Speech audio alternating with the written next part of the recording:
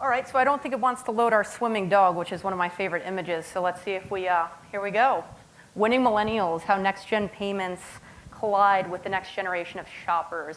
So let's get to know each other a little bit. My name is Melissa Donahue. I am a retail nerd through and through. I started my career outside of college with a software company called Parametric Technology, and what they were really focused on was delivering product lifecycle management solutions to major retailers. And what that means is they were working on optimizing the design phase all the way through the sourcing phase, and then ultimately handing off to a merchandising system to issue POs, track inventory, et cetera. One of the things that has always driven me in my life is the need to understand why. And that's really why I'm here today, and how I ended up at a Cena Retail Group prior to Clara. I didn't understand the problems I was trying to solve for merchants, and so I felt the only way that I could be valuable to the industry was to actually be a part of the industry and actually ultimately end up leading an e-commerce division. So while I was at Ascena, I actually oversaw the Lane Bryant and Catherine's websites, which do about $500 million total. And I saw everything all the way from, the integration feeds through the site, through holiday planning, through everything. So I really was the merchant for 3 years of my career. And what then I asked myself is, why are we failing? Why are the stock prices going from $24 to $2 to $1.75? Why are these things happening, and what are we not doing that we could be? And that's how I ended up here at Clara. So one of the things that fascinated me when I looked at our roadmap is everything was back-end. There was nothing on that roadmap that really resonated from an investment in what consumers want. So setting the scene, what is the why of this whole thing? At the end of the day, shoppers' desires are changing, right? We are experiencing the definition of a new normal and what consumer behavior is and how consumers want to interact with brands and what they expect from them. They are better informed. I can walk into any store today and say that's not the right price, or you actually have that inventory somewhere if your inventory feed's correct, or your competitor has this 3 blocks away, can you get it for me now? More demanding, personalized offers, and seamlessness in the interactions with the brand. If I want to use Apple Pay, I want to use Apple Pay on all channels. Let's call it what it is. Apple Pay's awesome. Impatient and volatile, we won't wait. We're not going to wait for 3 to 6 weeks for shipping when we can have it in 2 days, depending on who we're shopping with. Always on, wherever you are, shopping is. It's not bound by stores. It's not bound by a telecom or a telecenter hour to place a catalog order. It is everywhere you are. And ultimately, this is the one that, from my past life, I find interesting as well, is that we're more conscious as consumers. We're interested in where our goods are coming from and how they're treating the workers that are creating our goods. We don't want something that has a dirt to it, if you know what I mean. We want to feel good about what we're doing. And then lastly, we're connected to others. Product reviews are one of my favorite things, and I commonly share them with my team. If anybody hasn't seen the gummy bear review on Amazon, please see me after this, and I will give you a really courageous laugh. TLDR, don't ever buy like Haribo sugar-free gummy bears, and Amazon's going to tell you why. So let's take a look at this. At the end of the day, not only are the desires changing, but the core demographic of the consumer is changing. We all hear this a lot, right? Millennial, millennial, millennial. It's a little bit painful at times, but at the end of the day, they're projected to be the biggest age range with the largest spending power by next year. So the time to act is now in terms of how we adopt our business practices to cater to that demographic. They're the largest living generation with 83.1 million people within it. That's not insignificant. It's something to actually take pause at and think on. These two are my most interesting and favorite figures when I ask myself, why are consumers moving towards alternative payment methods? 15 times growth in debit usage in the last 15 years. That's insane. I, as a consumer, would never have thought that. I don't use my debit card for anything, but the fact of the matter is, maybe I'm not a millennial in that sense. It just is what it is, right? I commonly try to disavow them, to be fair. 67% actually don't even have credit cards. So when you look at a lot of payment solutions in the industry right now, and they're offering you card processing only as their bread and butter, you're dropping 67% of 83 million people on the table worldwide. That's insane. A couple of factors. So when you talk about the why, again, to kind of correlate that in here, I said, why is this happening? The Credit Card Act of 2009 actually prohibited major credit card issuers from marketing to under 21, and that's, I think, a factor in this. In addition, you actually can't get a credit card still to this date under 21 without a cosigner. To layer onto that, to make it give more context, is the fact that this generation, for the most part, watched their parents go through the recession. They lost their homes. They watched their parents collecting debt as they were trying to get in school. They couldn't get financing, so they pushed to student loans, right? Because their parents didn't have money.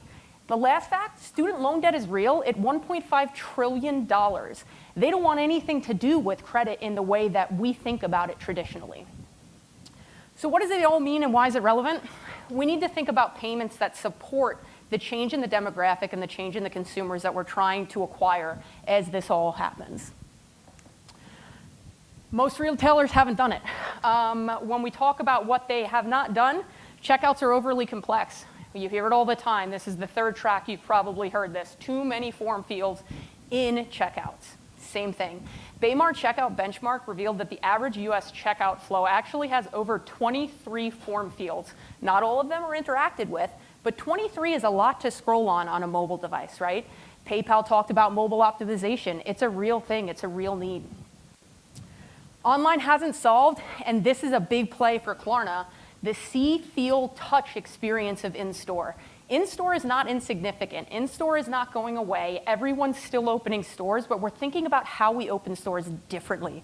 And this is one of the projects that I worked on before I left my retail past, which is how do you optimize your store footprint? How do you engage with a consumer in the right locations in the right way to optimize what you're doing on e-com, but also interact with them the way they want to be interacted with? 56% of shoppers still visit stores strictly for the purpose to touch a garment because they're not trustworthy. They don't know what they're paying for. They don't trust the price point, and especially for brands that are digitally native vertical brands. When you don't have that, 56% of shoppers may be questioning whether or not they really want to interact with you as a brand. Poor payment choice, 12% of consumers actually don't feel that they have the right payment methods at checkout. Another piece of the pie that you can either win or lose by offering additional payment methods. And then lastly, restricted credit flow. Credit cash flow issues. Without a credit card, you're really strapped to what's in your debit account, right? You can only pay what you can pay at the time that you have it. And so how do you really do something to offer that? So now, let's actually talk about what Klarna is doing to solve the problem and why I'm standing up here spewing a bunch of facts at you, right? So Klarna's supporting what shoppers want now. We really break it into 3 buckets in terms of how we're tackling this problem. And the first is that it's fast and easy. Everything Klarna does is mobile optimized, and everything we do pushes towards the slogan of smooth. If you haven't seen our branding, I think it's actually really important to the value proposition of what Klarna is, because it allows us to communicate with the customer and assure them and build that trustworthiness as a brand ourselves. And we're just as interested in making it as frictionless as possible. And we give back that valuable time that these days is so easily torn between different things. Affordability is a big factor here, right? So we know that debit cards are growing. We know that people don't necessarily trust credit the way that they used to, or they're scared to actually interact with it. So smaller or delayed payments, in the sense that you can break a payment up on your existing debit account, on your existing credit card if you do have one, gives you the control of what you want without making you feel uncomfortable by terms or conditions that you may not understand or may be afraid may change longer term, right? And then lastly, a unique value add in that we stand apart from the competition by giving the customers the best user experience and payment options. Just a few weeks ago, Klarna added a brand new payment method like that. Slice it in 4, live now in production. And the purpose is that we saw demand in the market for something different than we were doing. And instead of trying to pull the market where we felt it should go, we provided them a Klarna experience that gave them the need, but also allowed them to interact with us in the other ways they may prefer, depending on the merchant. So let's talk a little bit about our product use cases here. So the first, and I see some familiar faces, is pay later, which is pay for purchases 30 days after you receive the goods. You pay only for what you want to keep. As a merchant, the merchant gets paid on shipment, so it doesn't have cash flow issues. It doesn't impact anything as a retailer. We're seeing great traction with fast fashion merchants here.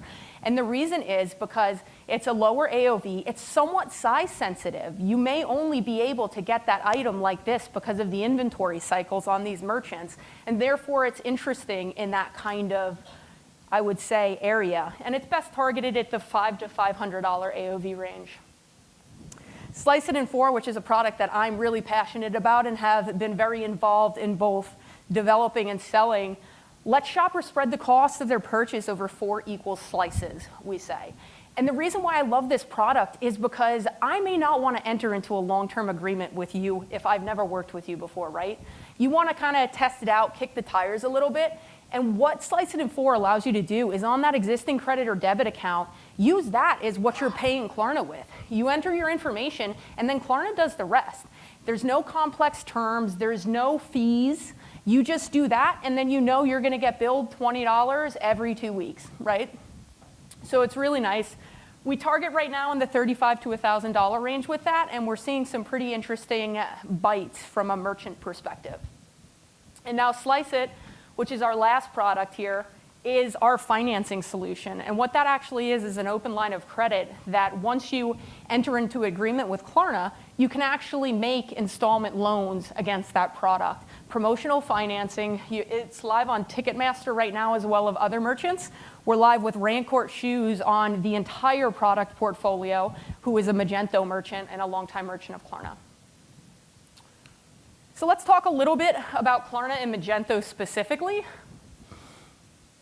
Klarna is actually very exciting now, a core bundled extension with Magento, which means that as of Magento 2, all you have to do to work with Klarna is configure us and enter into an agreement, which in my role in merchant-facing delivery is the hardest conversation we have, right? The investment without cause, the investment without what feels like trust. Again, to go back to that, we're an untrustworthy people. We want to know we're going to get the results that are being promised. So when you talk about core bundled extension, it takes a lot of that risk in terms of development hours, in terms of needing to staff, needing to prioritize your roadmap, and allows you to flip us on with the flip of the switch. So we're really honored and excited to be a part of that. If you're not on Magento 2 yet, we are available on previous versions. It's just available through Marketplace and Composer. So that is really what I had for you here. I hope that you guys at least learned a couple of interesting things through my journey of asking why millennials and how to engage with an audience that I think a lot of retailers right now are struggling with. So yeah, I'll pass it to you guys for questions. Sure. What recommendations do you have if you have a product that might not be applicable to millennials? Like how do you Yeah. And I think the big thing is I was talking with one of my colleagues on this, and I don't think that the product is really 100% applicable just to millennials, because if you look at the age demographic, what is a millennial, right? A millennial, they say, is anybody from 18 to, I think, 39 or 45 now. It's so broad. And what they're seeing a lot is that the behaviors and the drivers for millennial spend are actually very similar to Gen X as well. I think when it comes to boomers, that's where you have a little bit of a different, more historical credit relationship, and they're not really in yet on the alternative payment methods, but they're very familiar with a Slice It type product where it's a consumer financing application, right? The application looks a little bit different, and they're put off at times by the lack of fields they have to interact with because they kind of grew up at a different time. But I think in general, offering alternative payment methods, you have to ask yourself as a business, who am I trying to engage with, and what are they feeling is the friction, or what am I feeling is the friction? Like, am I trying to move into millennials? Am I trying to essentially target the aspirational purchase crowd, which has nothing to do with age, right? It has everything to do with potentially income or how you like to manage your money. And I think that's one of the really interesting use cases for Slice It in 4, is for the consumer that just wants to get that special something, but maybe doesn't want to have to shell out all the money all at once. So I'd say really take a time to investigate what your business needs, and are you trying to target people that potentially are high-end brand fans, but maybe they need to spread that purchase a little bit more without offering consumer financing. Cool. Anybody else? All right, so I do have one special thing, which I said I would do if nobody asked the question. And we have some water bottles. You get a water bottle no matter what, don't worry. But I had told the team I was a little bit nervous. So you guys are the first audience I've ever presented in front of, so hopefully I didn't bore you to tears, but I'm a little bit nervous.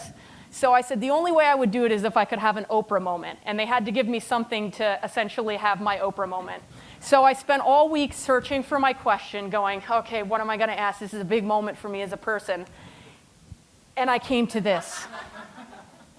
So my question to you is, in just over a decade, the Kardashian-Jenner family have gone from being famous for famous to running a vast business empire. But which area have they yet to launch a product for? Show of hands. Who's got an answer? Anybody? You would think that. You are correct. So now, the real purpose of this question comes to light, which is I really wanted to show you this. So the Kardashians actually launched a consumer prepaid debit card, and the card was widely criticized for having proprietary fees. And they actually were sued by multiple states, and I think potentially even the US government due to this, and they have disavowed. So some aspiring human being actually purchased the domain name to hold the sanctity of this point in pop culture history, so you can still visit KardashianCard.com. So if you remember nothing for this, please remember it's the lady that talked about the Kardashians as a part of a Magento presentation. But with that, I really thank you all for being such a great audience, and come see us.